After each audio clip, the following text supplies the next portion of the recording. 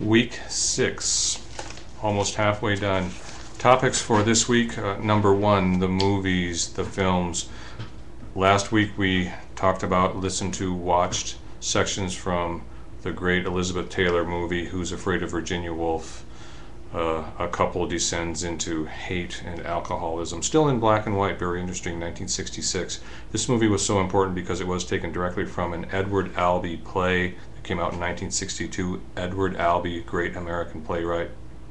And the idea was to use the dialogue from the play almost verbatim, almost word for word, for the movie, which caused lots of ripples with our Hays Code censors. This is 1966. The Hays Code is breaking down. I'm going to adjust my camera just a little bit.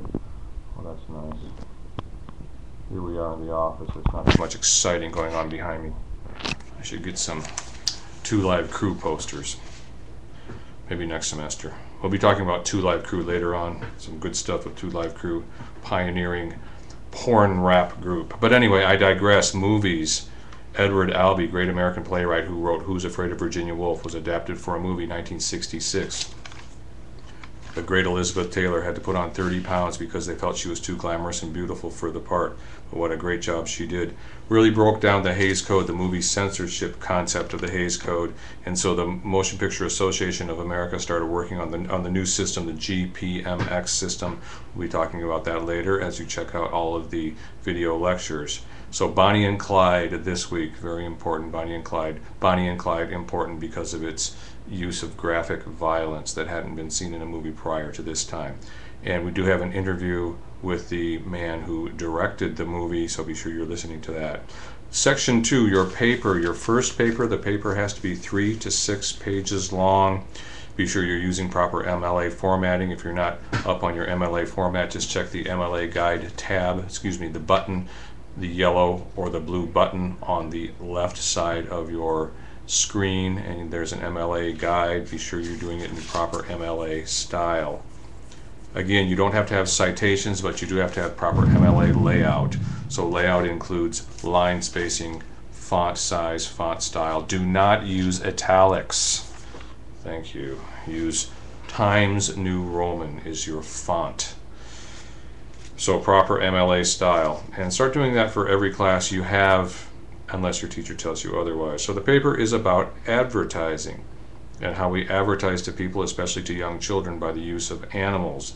The use of animals for alcohol advertising. Spuds MacKenzie. Budweiser loves to use animals. The Clydesdale horses, and most famously the Budweiser frogs, lizards, and the ferret. So be sure you've watched that entire series of commercials before you write your paper. Be sure you investigate some articles on the website for Joe Camel and the Budweiser frogs, lizards, etc. What happened to Joe Camel? Why was Joe Camel kicked off the scene, yet we think the Bud frogs are just cute as heck? Does alcohol get a pass, whereas cigarettes are damned in our society? And also the concept of cradle-to-grave advertising. If we can grab you young enough, if we can make you start looking at that Joe Camel figure when you're 5 years old, then when you're 15 and want to smoke some and sneak some cigarettes, then maybe you will buy Joe Camel. Or is this even a valid point? Cradle-to-grave advertising. McDonald's. You go into McDonald's because you want that Happy Meal. You want to get those Beanie Babies or those Pokemon or something or other, whatever they're giving you this week at McDonald's, whatever junk they're giving away with the Happy Meal. So you insist your mom take you to McDonald's once a week when you're 5 years old, and that loyalty to McDonald's stays throughout your life. So the marketing concept goes. So your paper, 3 to 6 pages, it is due next week, Monday at midnight. Now I will accept late submissions, but you will be marked off a certain percentage each day or each week it is late. So get it in on time to get full points.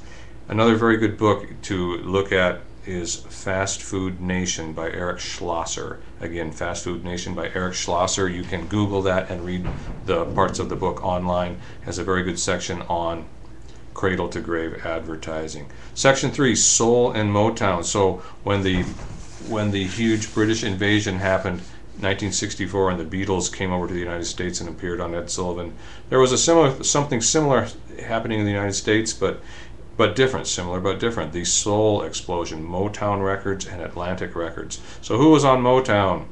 Supremes, Smokey Robinson and the Miracles, Four Tops, Temptations, Stevie Wonder. Who was on Atlantic? The great Queen of Soul, in very bad health now. I believe she's still with us. The great Aretha Franklin, greatest female soul singer of all time, some say. Aretha Franklin, Otis Redding, Booker T and the MGs, Wilson Pickett, the Wicked Pickett. Soul music, Motown and Atlantic Records. Then off to the left side we have James Brown, who was not on either Motown or Atlantic. James Brown, the godfather of soul, really did some very pioneering work, leading the way for Michael Jackson and for rap music. Section 4, reading. Be sure you're keeping up with your reading, chapters 12 and 13 in our favorite book, Anti-Rock. The Stones in trouble again. The Stones are always causing problems, aren't they? Sympathy for the Devil. Please allow me to introduce myself. Mick Jagger telling you he is the devil. I'm a man of wealth and taste. Most importantly, be sure you're reading Gula. You will need this information. Again, I repeat, you will need this information for the discussion forum. Be sure you understand and know about Gula's concept of different arguments. The sacred cow argument. Boy, you better not step on the American flag. That's a sacred item. Irrelevance. And ad hominem. Ad hominem. Attacking the man. At the man. Ad hominem. Be sure you understand those three arguments according to Gula from chapter 6. Sacred cow, irrelevance, and ad hominem. You'll be using them in the discussion forum. More on that in the discussion forum video. Be sure you watch that. Section 5. Ken Kesey, the Johnny Appleseed of LSD. 1964, Ken Kesey drove across the United States in his magic bus and passing out LSD, and also did these huge concert things where he would have sometimes live music, sometimes pre-recorded music, and everyone would do LSD in a very controlled environment.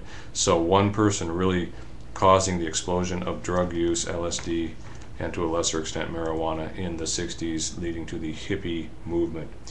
Ken Kesey, very important for writing the book One Flew Over the Cuckoo's Nest that we'll see later on. And also another very important book that was written about Ken Kesey by Tom Wolfe. Again, about Ken Kesey, written by Tom Wolfe, The Electric Kool-Aid Acid Test. You should be familiar with those two books if you are a student of pop culture history and a student of 60s and the hippies and the drug culture. One Flew Over the Cuckoo's Nest by Ken Kesey. We'll be seeing the movie later on in this class featuring Jack Nicholson, and also The Electric Kool-Aid Acid Test about Ken Kesey and the LSD explosion in the 60s by author Tom Wolfe. Section 6, our discussion forum. Read the instructions carefully. You'll be marked down if you do not follow the instructions. This has very specific instructions. Watch the video. And section 7, do not forget, weekly quiz. We've gone to all multiple choice. Yeah, true and false is a little too grade school. I'm thinking next semester we should go to 10 questions. Of course, you won't be here next semester, but 10 multiple choice questions for our quiz. So be glad you took the class when we just had 5 questions. 5's not enough. True, false is too high school, or was it grade school? So there you have it. Some great stuff. I especially like the soul material. Lots of videos to watch, and also a documentary about Motown records. So be sure you're checking out all that stuff. Movies, Bonnie and Clyde. Unfortunately, I couldn't upload as much Bonnie and Clyde as I'd hoped. YouTube has had numerous Bonnie and Clyde clips pulled by the wonderful people who control the movie. Used to be able to put lots of Bonnie and Clyde up there. Hopefully you'll go out and rent the entire Bonnie and Clyde movie, and a very good documentary on Motown records.